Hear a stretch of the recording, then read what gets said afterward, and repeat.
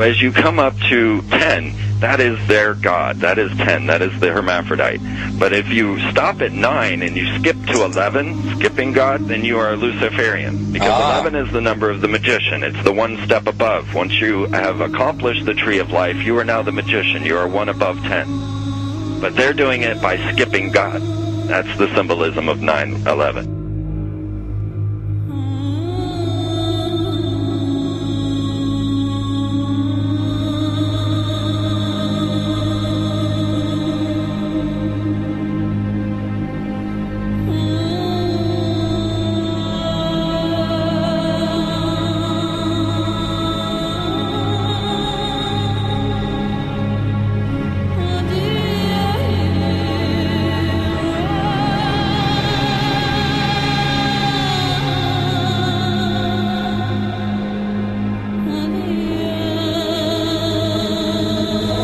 It is a big idea, a new world order.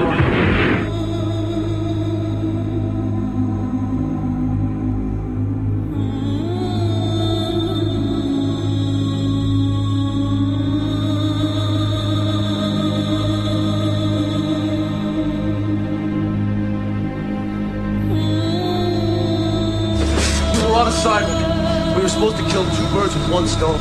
In Fight Club, Project Mayhem destroys a giant bronze spherical sculpture.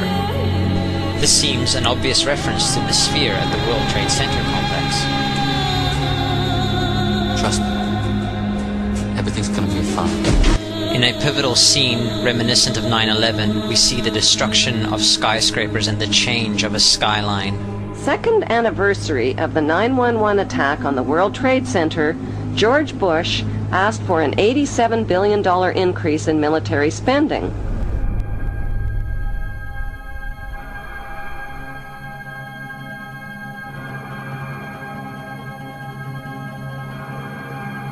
In 1904, Crowley would receive the Book of the Law soon after meditating in the King's Chamber of the Great Pyramid. He claimed he had been contacted by a being called Aiwass. Crowley would also use this symbol in his work. Some of its meanings are said to include a reference to the number 77 in Hebrew and a connection to the god Pan. Crowley made this drawing of a non-human intelligence he saw during a ritual.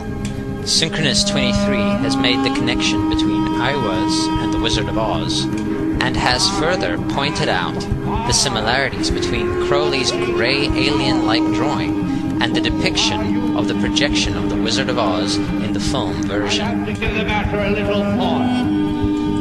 The much overlooked theory has been put forward on the internet that when we are looking at George W. Bush, we are actually seeing Aleister Crowley's grandson.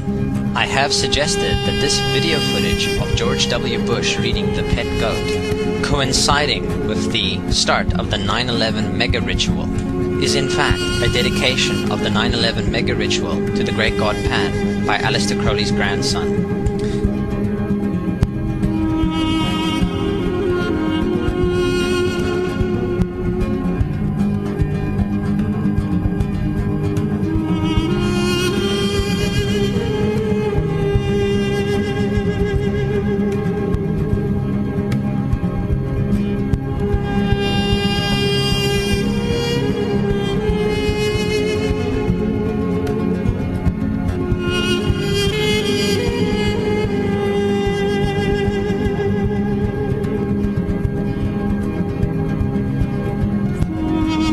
Things get a little weird. This is the 1978 version of The Wizard of Oz, The Wiz. Again we see the Emerald City connected to New York. On arriving at the end of the Yellow Brick Road, Dorothy and her companions go through the circular portal. Through the door we see 3 pyramids. Behind the pyramid shape, in between the pyramid pillars of the World Trade Center, we see the sphere, the representation of the Kaaba.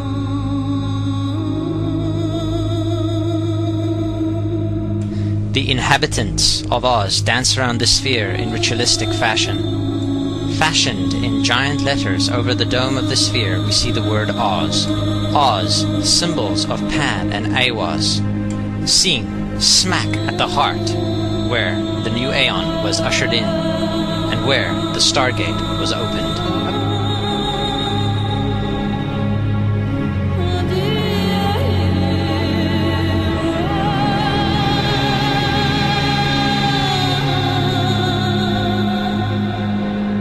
Between the Twin Towers is called the Spherical Caryatid. It was made by artist Fritz Koenig and was nicknamed the Sphere.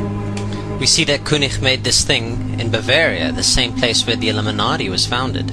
The most interesting fact about the placement of the Sphere at the World Trade Center Plaza has to be that architect and designer of the World Trade Center, Minoru Yamasaki, intended the plaza itself to be a representation of the Grand Mosque of Mecca, the Sphere in particular taking the place of the Kaaba.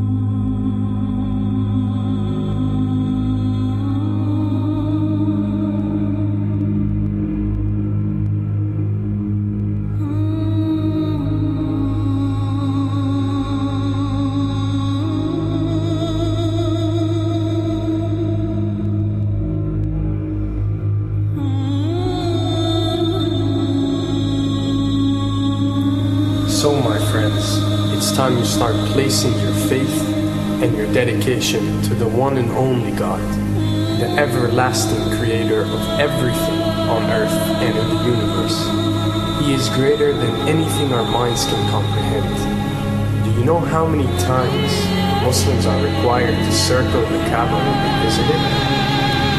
7 times, each counterclockwise. Would you like to know why? You see, what binds us as humans to this life and to this dimension and to this earth is the limits of time and space. We are bound to this dimension and this reality through time and space. Hence, if one wants to leave this dimension or leave this reality, he needs to break away from time and space. So when you visit the Kaaba and you rotate counterclockwise, what is this practice actually doing?